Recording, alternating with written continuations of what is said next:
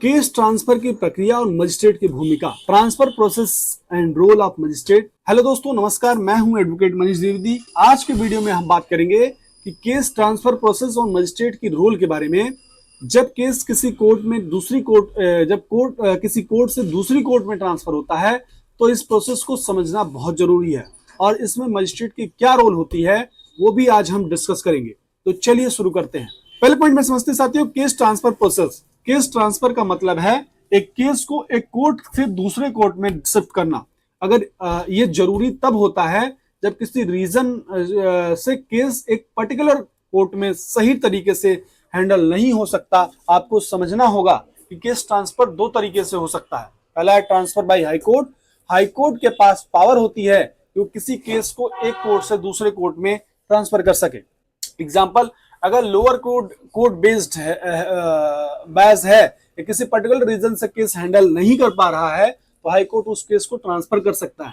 दूसरा है transfer by magistrate. Magistrate भी कुछ केसेस को अपने लेवल पर ट्रांसफर कर सकते हैं अगर उन्हें लगे कि केस किसी भी और जुडिक्शन के कोर्ट में ज्यादा अप्रोप्रिएट है। फॉर एग्जाम्पल, अगर किसी केस में जुडिक्शन का इशू है या मजिस्ट्रेट को लगे कि केस को प्रॉपरली हैंडल करने के लिए दूसरे कोर्ट में भेजना जरूरी है तो ट्रांसफर किया जा सकता है।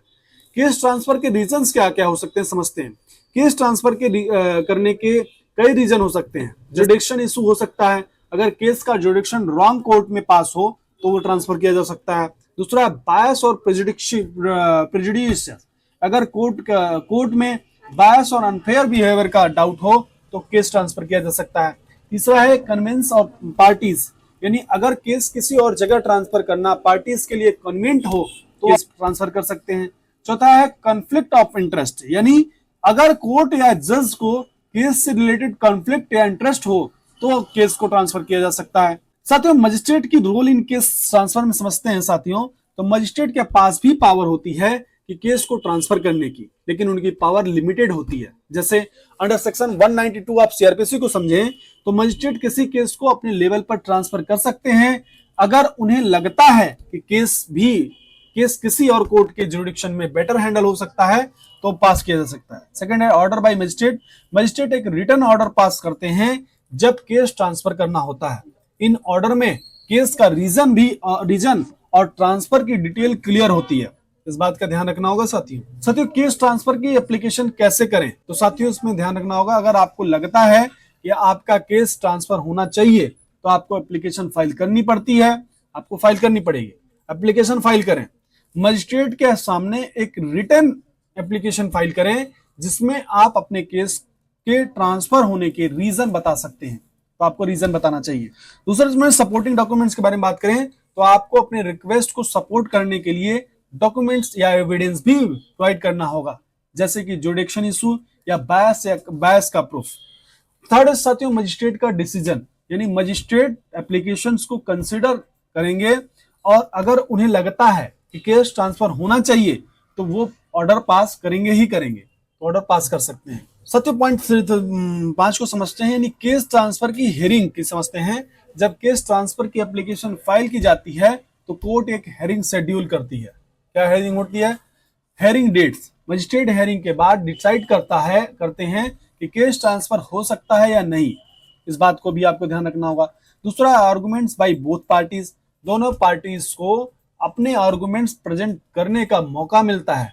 अगर मजिस्ट्रेट को दोनों पार्टीज के आर्गुमेंट्स क्लियर होते हैं और ट्रांसफर का रीजन वैलिड लगता है तो ट्रांसफर ऑर्डर पास करते हैं। 6.5 आता साथियों, ट्रांसफर के बाद क्या होती है प्रोसेस। जब केस ट्रांसफर हो जाता है तो न्यू कोर्ट का जुडिक्शन कब लगता है?